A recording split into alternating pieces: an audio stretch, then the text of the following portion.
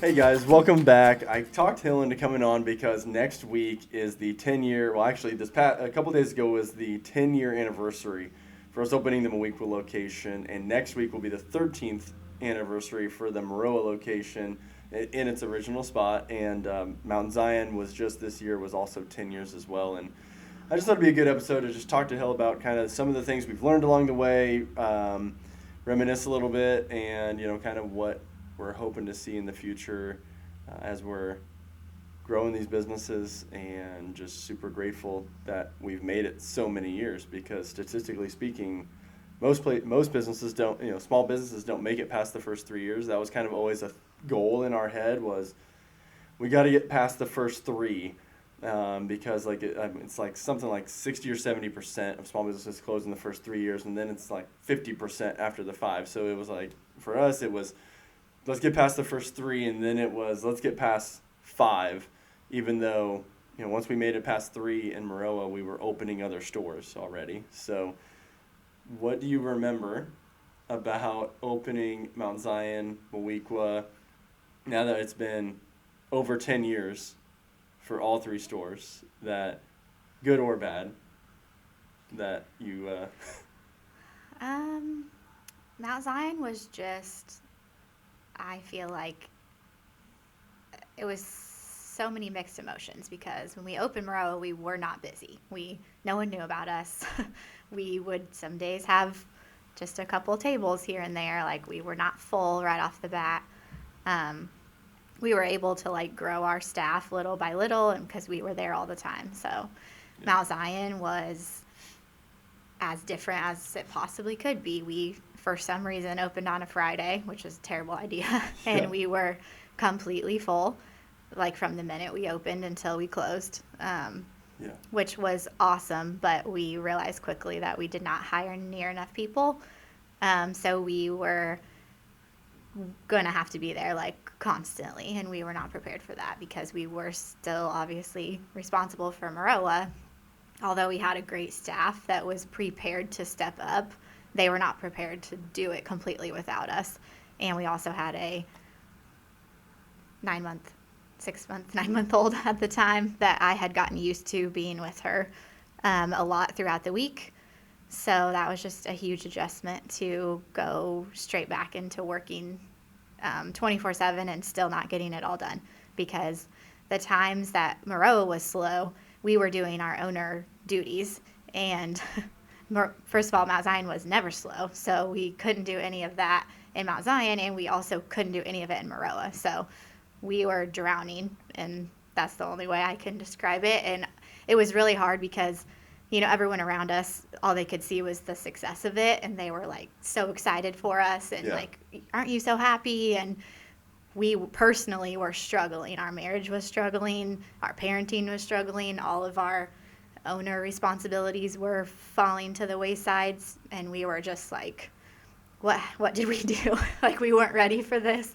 So it was conflicting, because we wanted to be grateful for it, but we were, I'll never forget, someone approached us in that first week about wanting us to do some sort of advertising or something, and I said, I don't mean this to sound rude at all, but we can't afford to get any busier right now. And I never thought I'd say that, and I don't know if I've ever said that since, but it was true at the time. No, I remember it just like that too. Going from 1 to 2 was way harder than when we went from 2 to 3, and I think it's because I was always wanting to be in control, and we were at the Maroa store so much, and like you said, we thought we prepared them to be without us some, and we did, but not completely without us cold turkey. It was just like a shock. And I can just, I remember with the Mount Zion store just wondering, okay, what are we doing? How are we going to get to some, I just wasn't thinking of, are we ever going to get, I couldn't, piece together, are we going to get to normal again?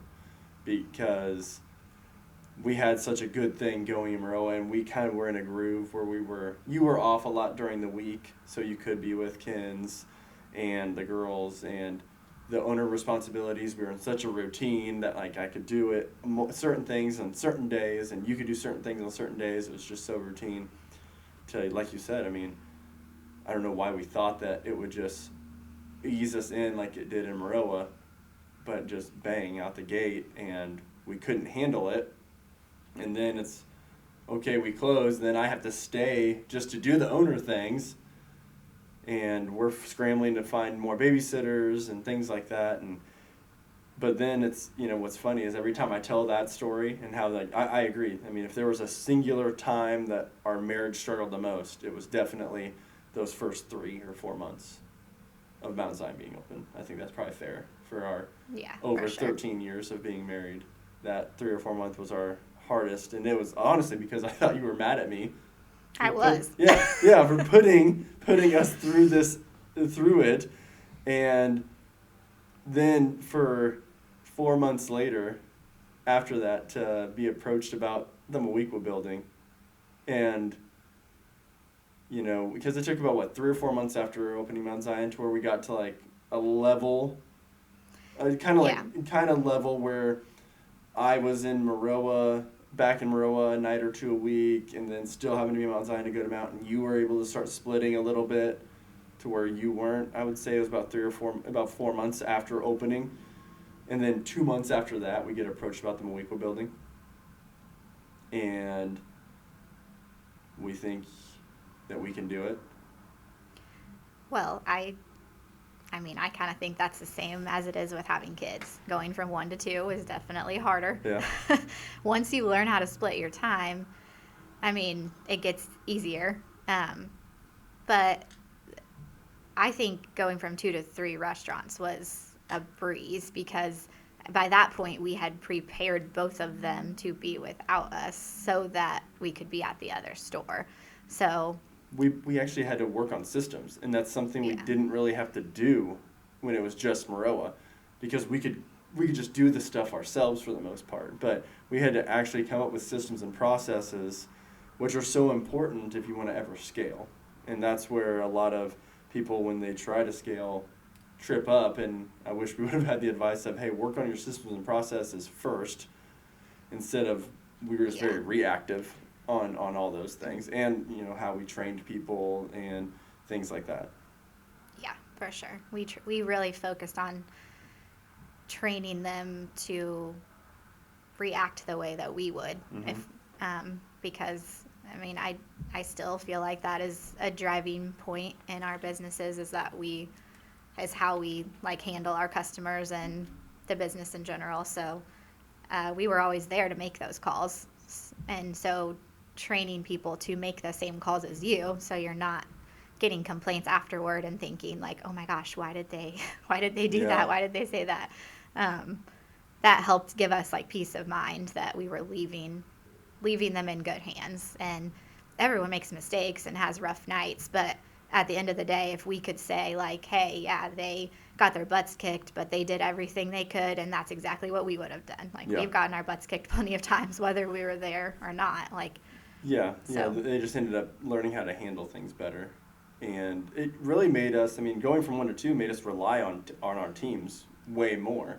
So we I especially got over that hump of being able to trust people and put those systems and processes in place. So when we went from 2 to 3, it wasn't. It was just such a hard Band-Aid for me to rip off going from 1 to 2. And with the trust thing, and how important it is to. If you put the people in the position to succeed, they're the ones that are motivated. They're going to succeed, and they're going to do better than you actually think. We've had that happen plenty of times over the years, where we just put the right person in the right position, and then they exceeded our expectations. Oh yeah. Which is one of the best things about being a small business owner, is seeing that happen, and then being able to tell them, hey, thank you, you did great, and give them praise for going above and beyond and doing that. But it's just such a challenge when you've never had to do that before. Yeah. So when we went to and did Moweaqua, and like you said, that was a breeze compared. The first few weeks was rough for you. After the first few weeks, I feel like maybe month, you were back to kind of keeping an eye on Maroa and Mount Zion, and it still took a few months to start getting out of Moweaqua, because once again it started so busy. But we were expecting that this time. Yeah.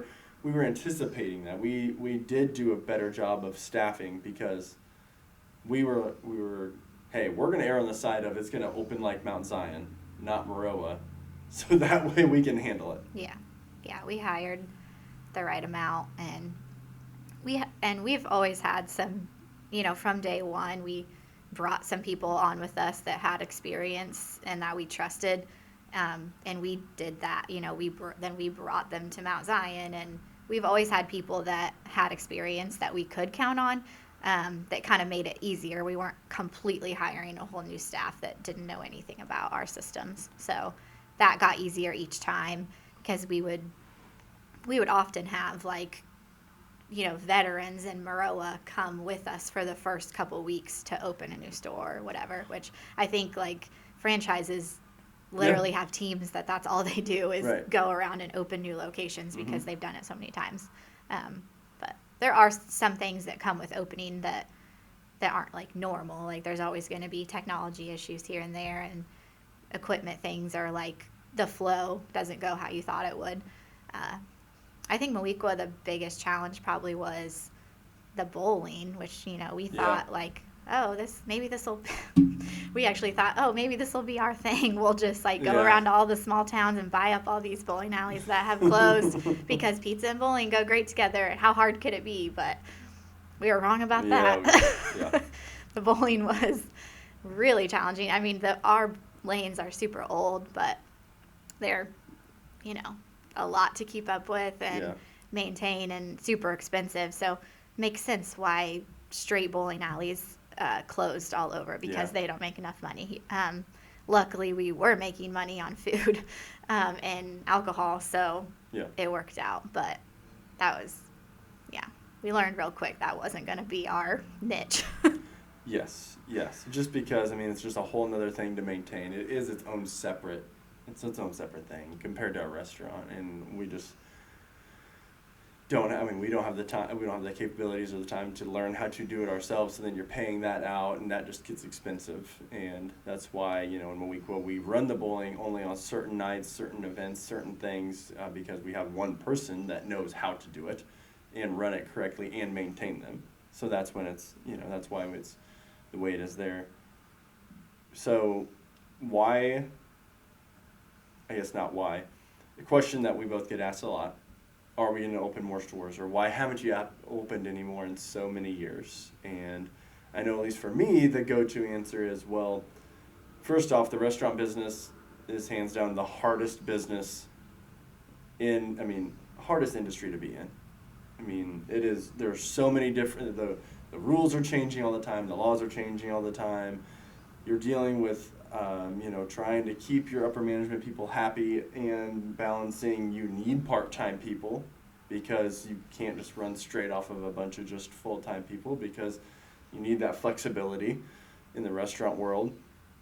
So it's super challenging, but we like that part of it, and I love the restaurant world, but mix that in with the fact that we were growing our family, and to us, we needed to be realistic, and at least this was, for me, be realistic on, we were also growing our rental portfolio during that whole time, and we were having kids. So, and then we also went into, it's not like we didn't open, we technically reopened Maroa in 2017, building that new building. So to me, it really hasn't been 10 years, right? It hasn't been 10 years since we look at it as a move, but we built a whole new building, opened another restaurant. Did it from complete scratch in 17 and for Maroa.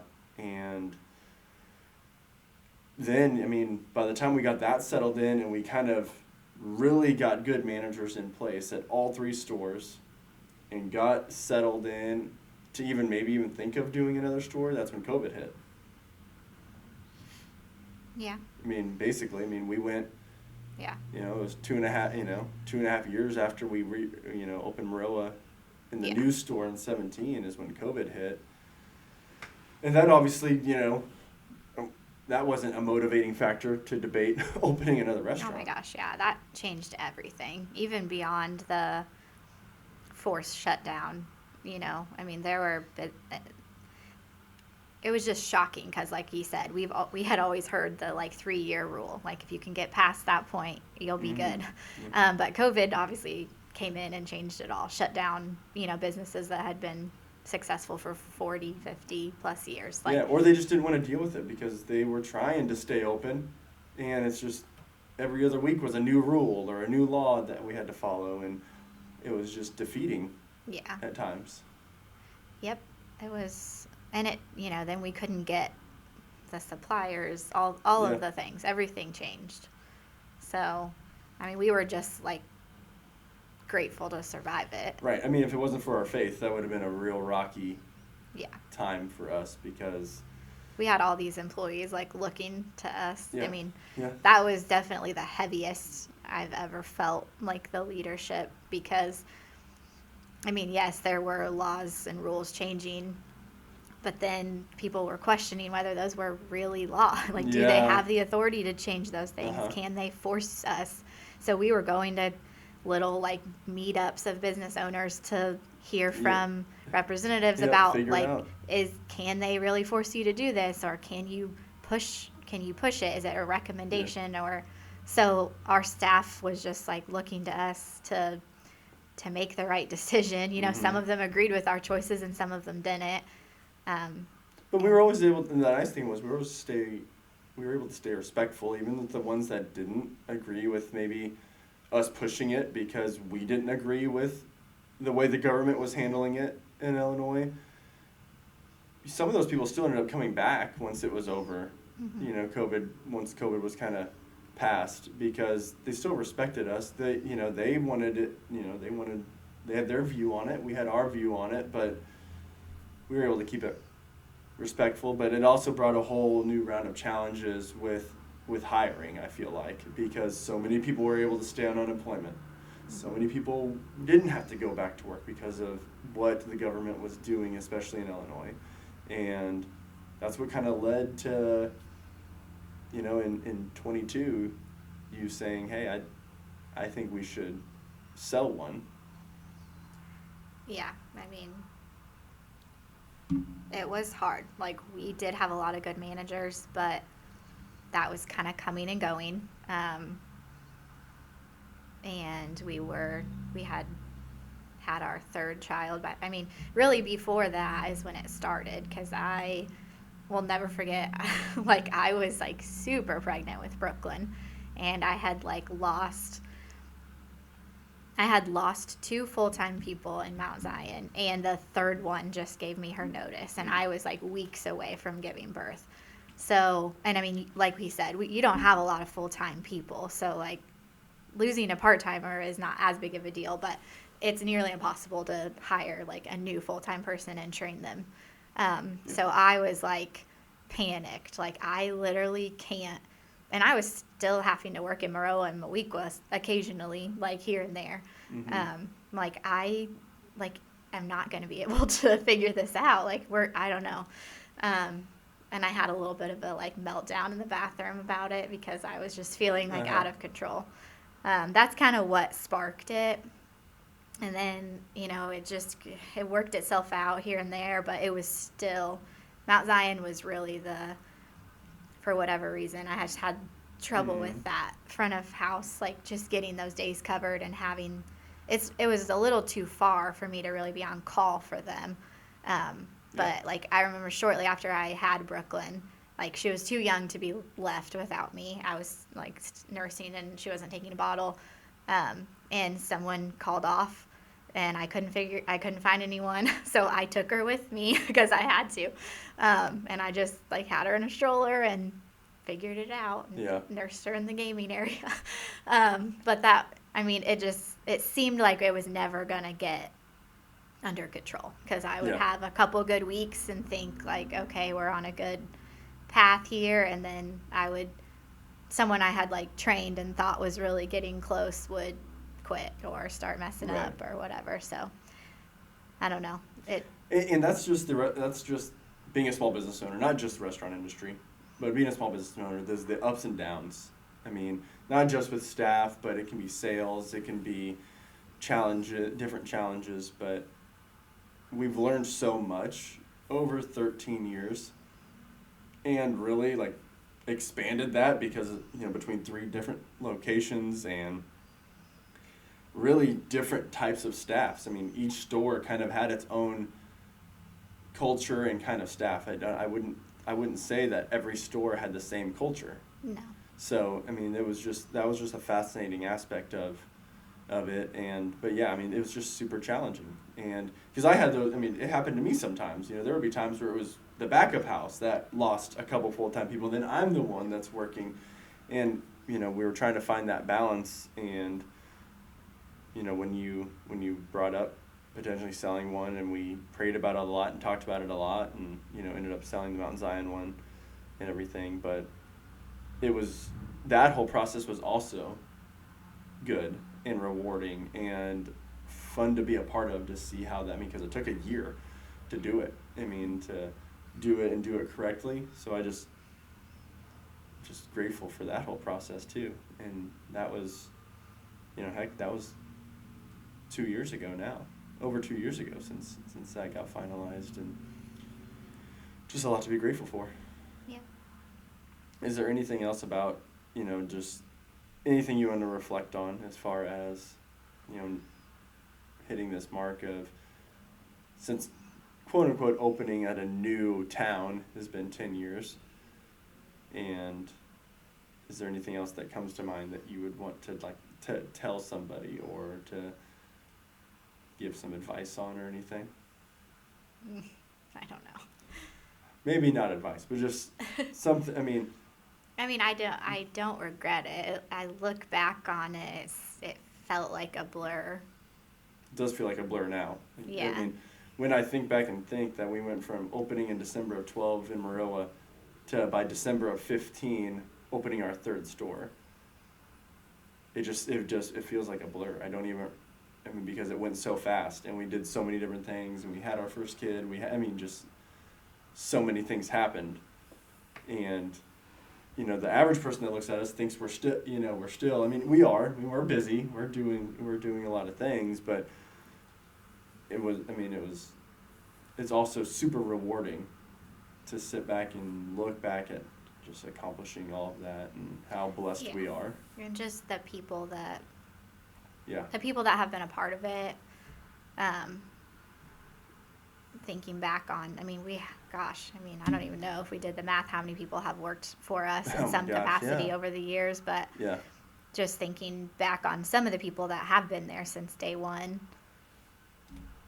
I don't know. It's just, really cool to see. Obviously, it was harder when we were trying to do it all ourselves, and it was hard to let go of some of it, and we had to really decide, what is super important to us, what can we let go of, and they might do it differently than us, but as long as the same thing gets accomplished, it's okay. And just sometimes they figure out a better way to do it. Oh my gosh, yeah. So But just being able and praying about the right people in the right places has changed. We wouldn't even be able to consider doing this gym project if it wasn't for all of the amazing team members we have at Crawford's. Yeah. Because that, like you said, we were there every day, all day at one point. So all of those tasks have been delegated to others now, and they do it so well that we, completely trust them to do it on their own. Yeah, I'm just thinking about, think of the people that have worked for us for close to 10 years now. Between Cody and Austin, Walker taking care of the property stuff, right. and Kinsey. Yeah, that was what I was thinking. Meredith, Ruth, and Charlie, and Dave, and Mawikwa, and Troy. And then, in Mount Zion, Michael worked for us for 5-6 years before, buying Mount Zion, and now he has people that have been there since he bought it still, people that have been there for 7, 8, 9 years. Yeah. And he was part of the teams that would help us open. Right. He physically went and helped open all three every location. Mm-hmm. And just looking back, just being super grateful for that. And people bought into what we were trying to do, and still do, and I'm just grateful for that, because we don't want to, just because we haven't opened more stores doesn't mean that we don't want to grow, because we do want to grow the business, the restaurants, and we do want to grow and help other people grow around us. And I think that's something that's key. That's something that's shifted for us over the last 5 years or so, is the mentality of it's not just about, we don't care to make more money. We care about helping other people and giving other people opportunities so they can make careers out of something that we're trying to build too, and then build it together.